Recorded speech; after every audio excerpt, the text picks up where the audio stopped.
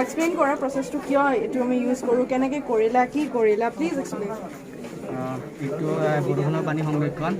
ইয়াৰ পৰা বৰষুণৰ পানীখিনি আহি ইয়াত হ'ব, ইয়াত আহিব, ইয়াৰ পৰা ইয়াত কেনেকৈ কৰিবা? প্ৰথমতে তোমালোকে কি কৰিবা, ইয়াৰ প্ৰথম কাম বৰষুণৰ পানী সংৰক্ষণ কৰা। সংৰক্ষণ কৰাৰ কাৰণে তোমালোকে ব্যৱস্থা কৰি লৈছা। তাৰপিছত সংৰক্ষণৰ পানীখিনি ক'ত নিবা? ইয়াত আহিব, টেংকিত লৈ যাবা। ইয়াত পৰিষ্কাৰ হ'ব, ফিল্টাৰ হ'ব, মানে ফিল্টাৰ কৰিবা। ফিল্টাৰ কৰাৰ পিছত ইয়াত আহিব, ইয়াত আহিব, এই পানীখিনি ইয়াত আহিব। এইটো কি ৱাটাৰ পাম্প? ইয়াতো মানে চাম কি লিখিছা?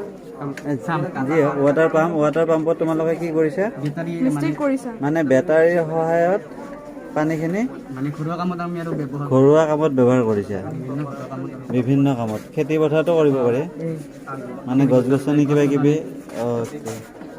এইটো কি তাৰমানে এইটো কিন্তু ঘৰ আৰু অট্টালিকা মানে তোমালোকৰ নিজৰ ঘৰৰ ছাদৰ ওপৰত এনেকৈ পানী সংৰক্ষণ কৰিব পাৰি। আৰু ভৱিষ্যতত পানী নাটনি হয় আৰু এনেকুৱা আৰু কৰিব লাগে। মানে ৰাজস্থান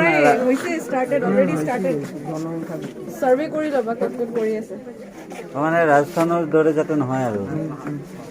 অ'কে, কি নাম তোমাৰ? শ্ৰী ভাৰ্গৱ কলিতা। শ্ৰী ভাৰ্গৱ কলিতা। ভাৰ্গৱ কলিতা। তোমাৰ? নমস্কাৰ শ্ৰী, মোৰ নাম শ্ৰী জিন্তু কলিতা। জিন্তু কলিতা। তোমাৰ? নমস্কাৰ, মোৰ নাম শ্ৰী ৰাকেশ মেধি। ৰাকেশ মেধি। ক'ৰ পৰা আহিছা? বামুণী, শুৱালকুছি বামুণী। শুৱালকুছি। বহুত দূৰ দূৰৰ পৰা আহিছা ন? কোনটো ক্লাছত?